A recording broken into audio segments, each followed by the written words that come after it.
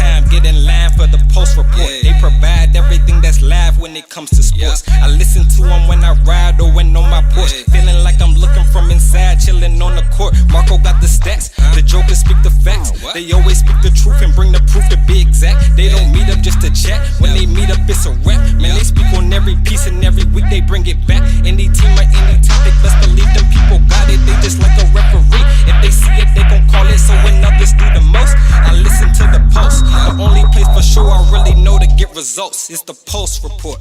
Welcome to the Pulse Report, episode 10. I'm your host, Marco. And I'm your co-host, the Joker One.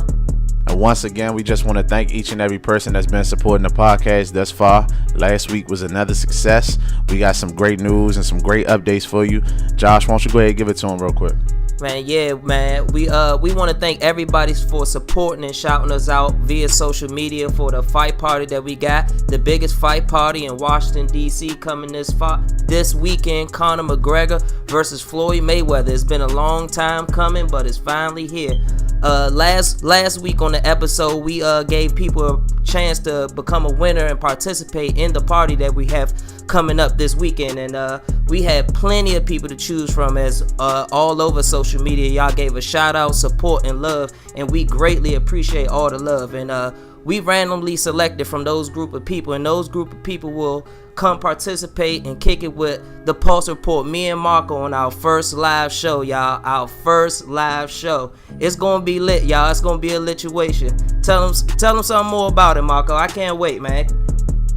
Yeah, absolutely, man. We're going to have pictures. We're going, like he said, live recording. We're going to have food. We're going to have drinks. We're going to have a good time. And most of all, of course, we're going to be able to enjoy the fight.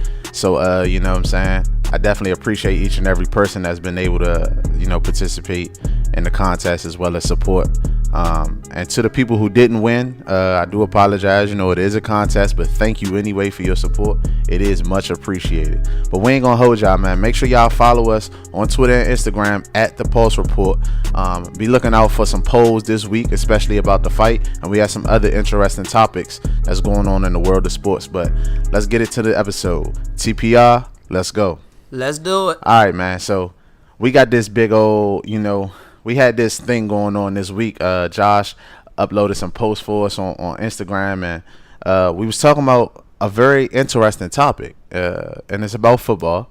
But we was thinking about cornerbacks in the NFL, and it's an interesting topic because, everyone wants that label as the most dominant cornerback or the shutdown cornerback of the league. Well, I'm the best corner in the game. When you try me with a sorry receiver like Crabtree, that's the result you're going to get. But I want to know, Josh, man, what do you think? If you had to pick one guy who was the top cornerback in the league, who would it be? Because, the options are crazy. The options are crazy, Marco. Honestly, when it came down to it, it came down to Richard Sherman, in my best opinion.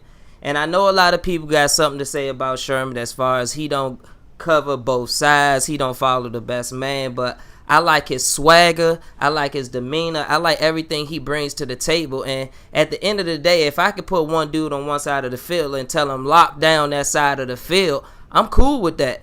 And Sherman, he's a smart guy, not only on the field but off the field. He always sticks up for the players. He's spoken up for Colin Kaepernick on numerous of times, and I just love Richard Sherman, man. I had Patrick Peterson the slight second, but I just don't like Patrick Peters' demeanor, his swagger on the field. He can ball, but like I said, I like Sherman overall. What you think, Marco?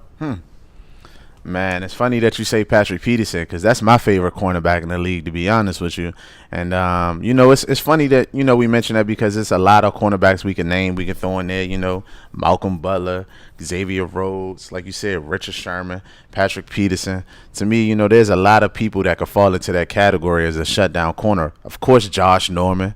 It's a lot of people we could throw out there, and I'm pretty sure we can kind of pick and choose who deserves to have that number one spot. But, I just like Patrick Peterson for the simple fact that, he's been out there by himself almost. Don't get me wrong. We got the Honey Badger back there playing safety, but, he plays a lot all over the place for real. But Patrick Peterson has been consistent, a shutdown corner, always taking the number one receiver.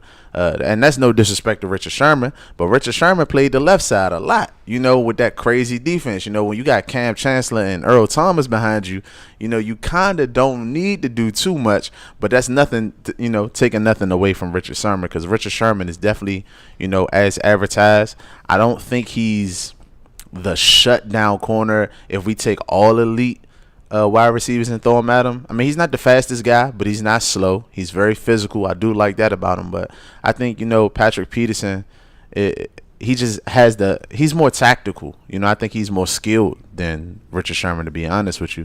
So I would go with Patrick Peterson, man. But, I mean, hey, you can make that case for Josh Norman too, man. I don't know, man. It's a lot of people out here. It's a lot of them, because I like to leave too. I like to leave swagger. That just I'm not going to allow you to catch footballs on me today. And if you do, you're going to pay for it. I just like that demeanor when it comes to my defensive back. And I'm looking at Sherman and Patrick Peterson numbers. They came out the same year, and Sherman got 10 more interceptions, a lot more pass deflections. I mean, Sherman's a ball hawk. I mean, as far as when it comes down to speed, athleticism, Peterson gets the nod, but when it comes to just going to get the ball and having a knack for the ball, Sherman got the nod, man. I'm telling you, Sherman a bad boy. He a bad boy. I mean, there's no denying that. I'm just not sure if I would want to give him. I mean, because you even mentioned Aqib Talib, and, for all rights and purposes, Chris Harris is also in that conversation. No doubt. And rightfully so. I mean, Marcus Peters from the Kansas City Chiefs. I mean, it's a very deep field, man. And I just don't think, we give some of the guys the credit they deserve, like Marcus Peters or Xavier Rhodes. Janoris Jenkins is another person we can throw out there. Yeah, So it's pretty tough, man. I don't know, man. I'm interested in what the people think too, man. Make sure y'all hit us up and let us know. Be looking out for Twitter. I'm gonna have that post on Twitter. It's gonna be a poll, and you could pick from some of the names. And man, make sure y'all let us know what y'all think, because I'm very interested in this topic, man. If we had to, build a fantasy team, I don't think you can go wrong with any of these guys right here. If you had to select one. Not at all. Paying these boys, that's gonna be the problem. All these prima donnas want their money, but it's rightfully so. Like you said, these the best defensive backs that we got in the league. Man, you definitely got a point there. But we're going to switch it from the gridiron down to the hardwood basketball floors. And we want to talk about a comment that was made by a player by the name of Dante Jones. Now, for those who don't know who Dante Jones is, I don't expect you to. Why? Because he doesn't get in the game. He is a player for he plays for the Cleveland Cavaliers. And Dante Jones decided that he wanted to make it known that he doesn't feel that Steph Curry is a top 10 basketball player in the league. Now, for some, you might agree. You big dummy. Steph Curry, as we know, a two-time NBA champion, two-time NBA MVP, first ever unanimous MVP, probably the best shooter we've ever seen play basketball. No, probably, Marco. Stop saying probably. He is the best shooter. I apologize. Yeah. Hey, listen, man, I just didn't want to offend anybody. I think he's the best shooter I've ever seen in basketball. You ain't offending nobody at this point no more. Just say he's the best shooter of all time. Proceed. Okay, my bad. I appreciate that, my brother. But Steph Curry, according to Dante Jones, is not a top 10 player in the league. Now, Josh, before I go in, I want you to tell me, what do you feel about his comments? First of all, Dante Jones, the guy that couldn't even pay his own fine. He had to have LeBron James pay his fines. Why are we even giving this man the time of day? It's clearly hatred towards Steph Curry to think that he's not even a top 10 player. That's, like you said, that's just egregious. I can't believe that he said this. It's hard to fathom that Steph Curry, like you said, a back-to-back MVP, unanimous MVP.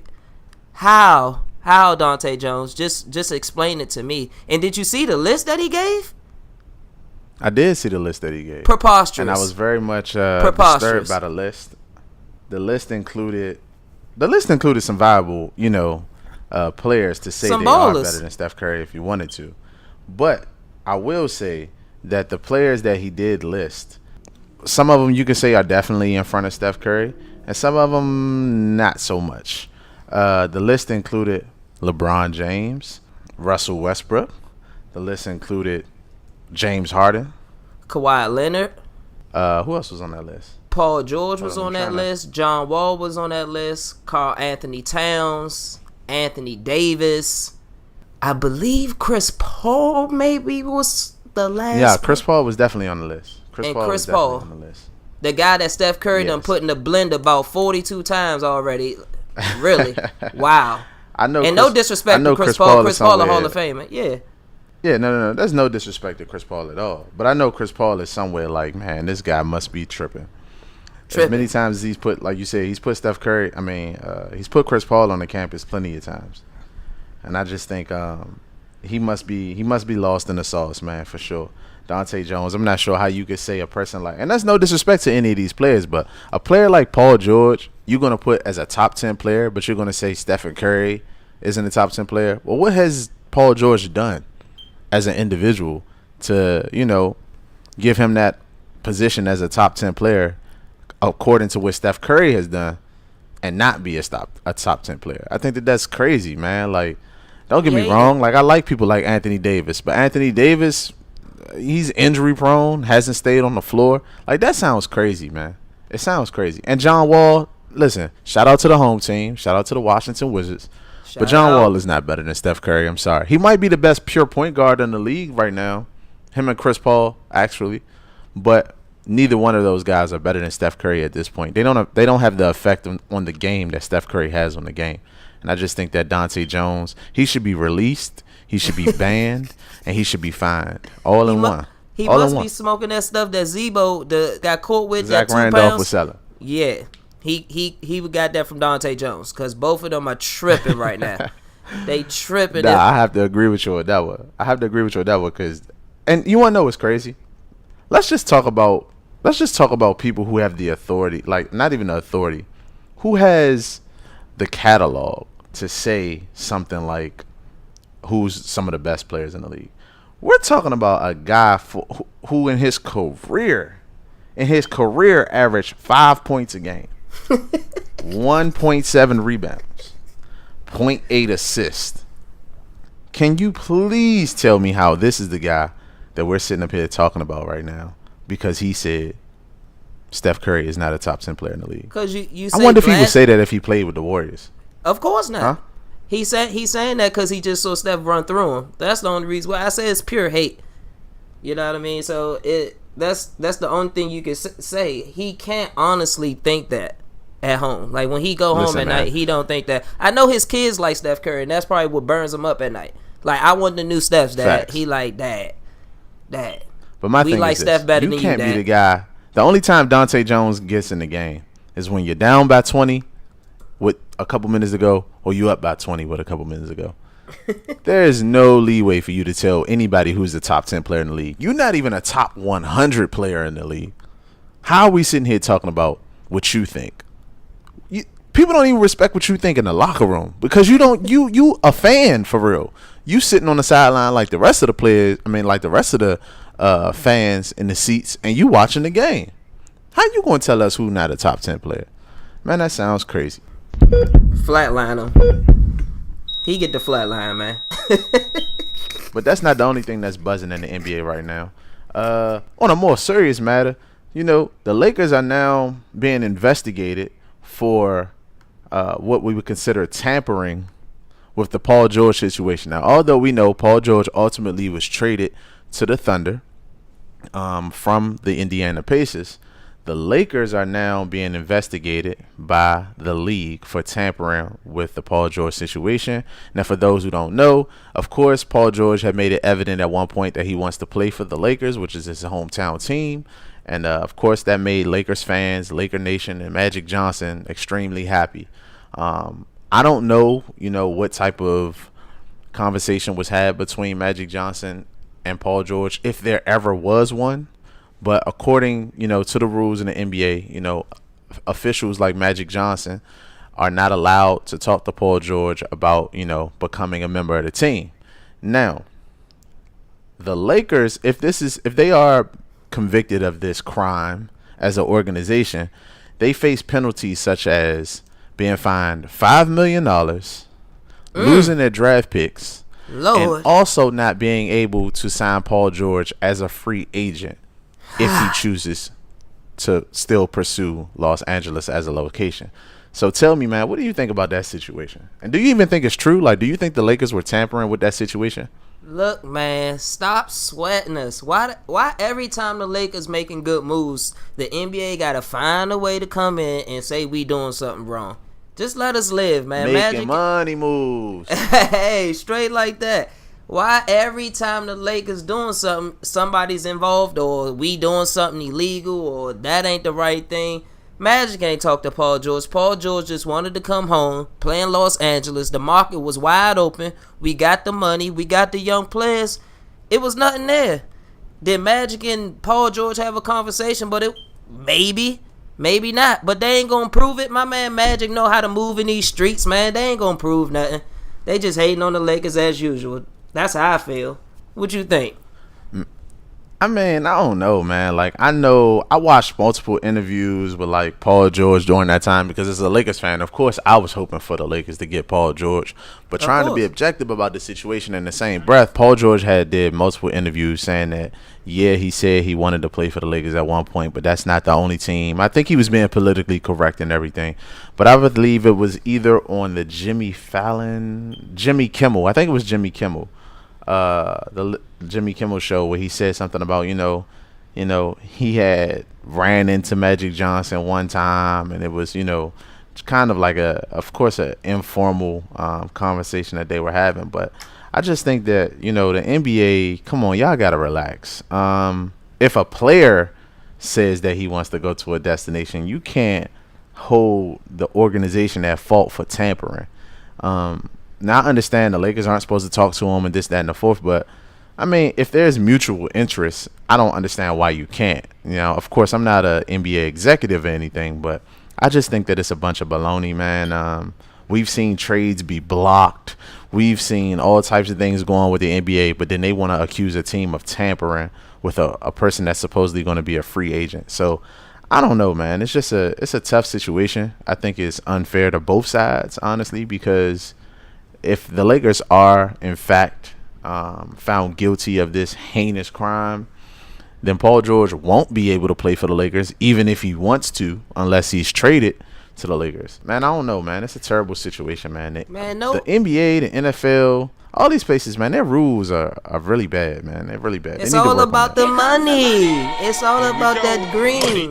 If you're not cooperating with that, or if you tampering with that, they're going to intervene. It's as simple as that. Don't matter who you are, Magic. But like I said, Magic, there ain't gonna be no paper trail. So it's too tough to, find evidence on tampering, phone calls, text messages. They ain't gonna get hold of none of that information. So, like I said, I think things will be alright. It's just something to talk about right now. It was no other stories in the NBA, so let's come up with this. Even if they did talk to him, I'm like, come on, man. It's obvious that is mutual interest between the two. Let them be what it is. But, we ain't going to do too much with that, man. We're going to leave it at what it is. We'll see how that story develops as the week go. So, I got something I'm really ready to talk about. Let's get ready to rumble! Josh, who's the best boxer of all time? Muhammad Ali, no question. No question. How? How is no question? Muhammad Ali has lost before. How can he be the best? We have people out here that's undefeated. And I ain't saying no names yet. But we got some people out here that's undefeated. Here we go. I'm just saying. How is Muhammad Ali the best? Just because you take an L doesn't mean you're not you can't be the greatest of all time. Look at it like this. Joe Montana never lost in the Super Bowl, but Tom Brady's better, even though he lost in the Super Bowl twice. You see what I'm saying? You can still Michael Jordan went 72-10. He lost 10 games, although he never lost in the championship. I understand what you're saying, but Muhammad Ali done been knocked out though, bro. I mean, he done been knocked out. He done fought everybody you need to fight. When he fought, it was no duckings, no running. Not saying that people that I know, or people that's undefeated now, duck or run, but Muhammad Ali was transcending. He was more than just boxing. Not only in the ring, outside of the ring, what he did for his community, what he did to transcend boxing. Let me stop you right there. We ain't talking about community service and all that. We talking about strictly in the ring. We just talking about him as a whole individual. Because I can tell you want to know what Muhammad Ali, what he didn't do and what he wasn't? What? He wasn't undefeated, and he isn't Floyd Mayweather, the greatest boxer of all time, a.k.a. the best ever. Floyd Mayweather is the best boxer of all time. He's better than Muhammad Ali because Muhammad Ali has a record that shows that he lost 5 times, including being knocked out. Floyd Mayweather has never even been on the canvas. Floyd Mayweather's 49-0. I'm pretty sure after this week he's going to be 50-0. And I'm just saying, how can you not say that man is the best ever? That sounds crazy. Can Floyd Mayweather beat Muhammad Ali? No. They're in 2 different weight classes. That makes no sense at all. Yeah, but that's what it's going to boil down to. How, man? How? Don't get me wrong. Muhammad Ali was great. Don't get me wrong. He was great. Do I think he's the greatest? Absolutely not. How can you be the greatest and you've lost? We have a guy who's undoubtedly the best in our time, right? Who's never taken an L. Never taken an L. The last time Floyd Mayweather took an L, he shouldn't have took that L. He took an L in the Olympics where he clearly won, and they still gave it to him. They still gave it to the other guy. And ever since then, he hasn't lost ever in his life. And you telling me that man is not the best boxer ever? He the best in his own right, but he not the best. He's not the best ever. I can't say he better than Muhammad Ali. I'm sorry. I think if he would have fought Floyd Mayweather changed the game. And Floyd Mayweather did what Michael Jordan did for basketball, man. Like, to me, Muhammad Ali is like the Bill Russell of the NBA. Or he's the Bill Russell of boxing, should I say. Muhammad Ali is the Bill Russell of boxing.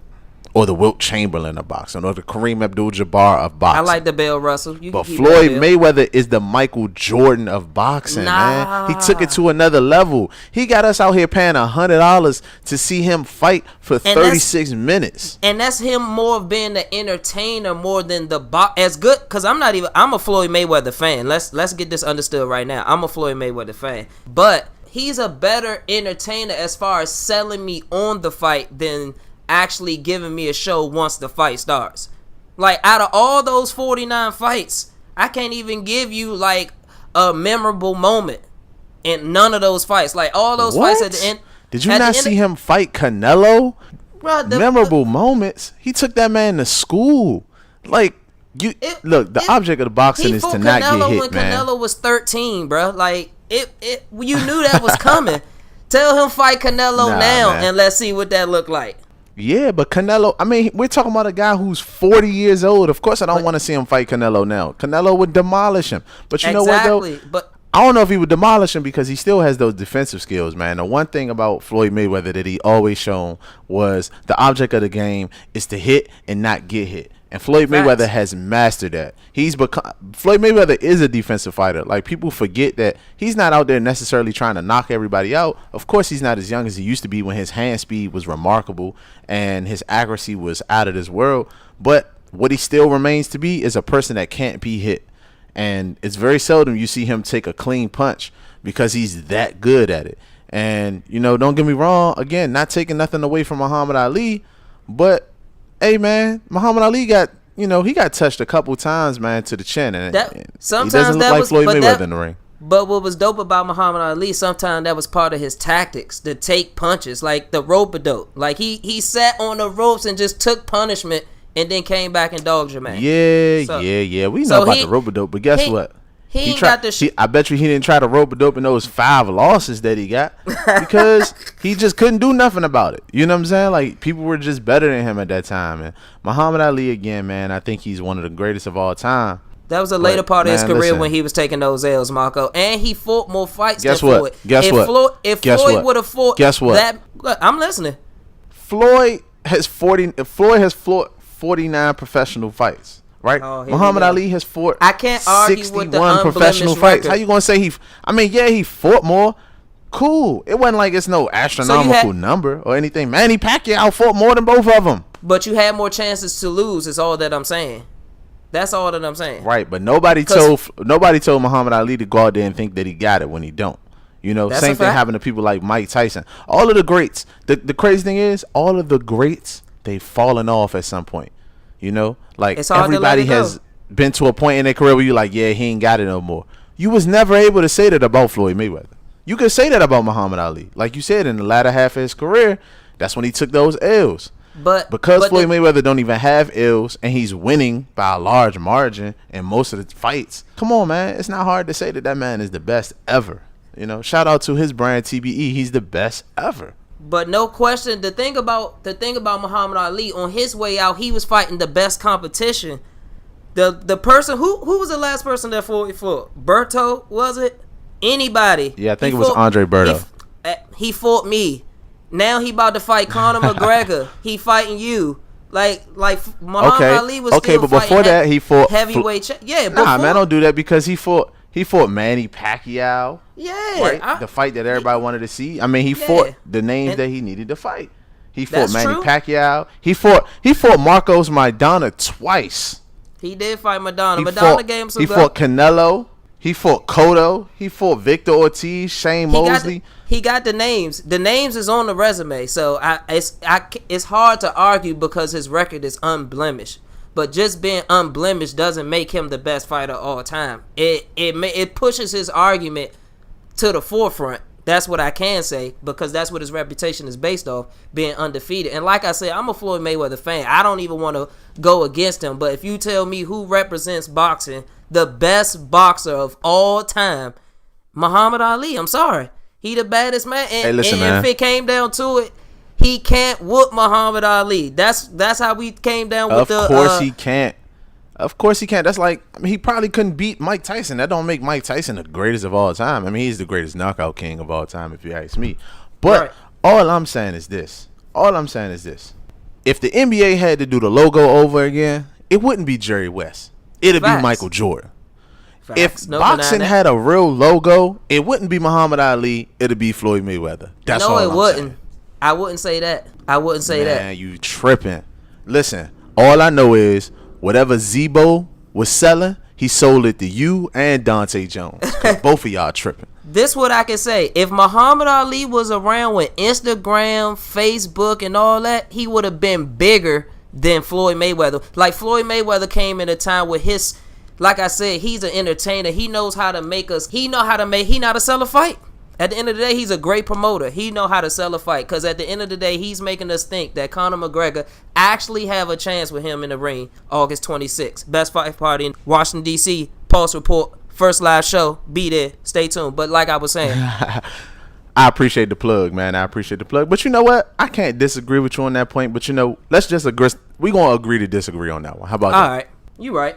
Well, I'm glad we passed that segment. But real quick, man, thinking of people like Muhammad Ali, thinking back to how he was with society and conscious of what was going on in the world at the time, and being an advocate for, being strong as a people. I think it's a time that, right now in the Pulse Report, that we have a serious moment where, some of our listeners, and I hope you guys are still listening, but we just want to talk about the situations that went on in the world these past couple of days, past couple of weeks. There's a lot of bigotry and racism and everything else that's going on in the world right now. And I just want to say, man, listen, we all are the human race at the end of the day. The color of your skin doesn't determine anything. We got to be better, man. We really got to be better. These riots and this violence and everything that's going on in the world, we really got to take the time to reflect and look back on ourselves and say, is that even worth it? Because at the end of the day, you're going to wake up tomorrow and your skin going to be the same complexion no matter what. And that person that you hate, they're going to wake up tomorrow and their skin is still going to be that same complexion. But the one thing we could do is work together to make the world a better place for sure. And I think that we need to take the time, man, to love one another. And I think I challenge each and every person. Hey, if you don't like a person because of their race, I'm sending out a special challenge to you. Have a conversation with that person. Like, just sit down and have a conversation with that person. And you may not like them for who they are or what they represent, but I dare you to have a conversation with them and try to seek some understanding a little bit, because there's just too much hate. And I just want, the world to be a better place for all of us, man. What do you think about the things that's been going on in the news, Josh? It's just crazy, man. It's 2017 and we're still facing adversity as a whole in this country. And it's just sickening, the rise, the KKKs, the pulling of the statue. It's just all ridiculous, man. We've come a long way as a society, but things like this show us that we still got ways to go. And I don't want people to give up their fight. I want people to keep fighting and realize that it might not take effect now, but it might take effect for your kids or your kids' kids or your kids' kids' kids. I don't want people to give up hope, because hope is needed. Because that's what we need. When I turn on the news and see this just this chaos going on in the world.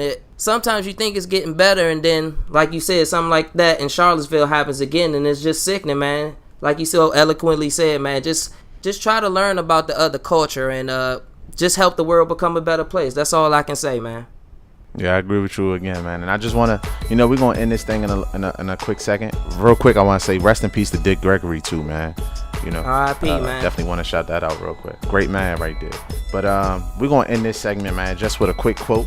Of course, I'm pretty sure you've heard it plenty of times. Or if you haven't, you should have. But Martin Luther King, alluded to saying, we should be judged by the content of our character, not the color of our skin. And of course, I paraphrase that because, there's some things he said before that led up to that. But man, judge people by their character. Don't judge people by their skin, man. That's egregious. But yeah, we're gonna wrap this episode up right off of that one, man. Make sure y'all follow us on Instagram and Twitter at The Pulse Report. Make sure y'all tell everybody to follow us. Tell your friends to follow us. Your mother to follow us. Your baby daddy to follow us. Your side partner to follow us. Like, tell everybody to follow us. If you got social media, follow us. We coming for the number one spot. And I can't wait to see the rest of you guys, the winners at the fight party. We promise, man, we're going to have a great time, and continue to support the podcast, man. Thank you again, man. Josh, anything you want to say before we get out of here? Just want to tell everybody thanks for the support. We going to keep doing this thing, man. Keep giving y'all good content. That's all I got to say, man. I'm just excited, man. I can't wait for this weekend, man. Absolutely, man. So, TPR, we out. We out here. Any team or any topic, best believe them people got it. They just like a referee. If they see it, they gon' call it. So when others do the most, I listen to the Pulse. The only place for sure I really know to get results is the Pulse Report.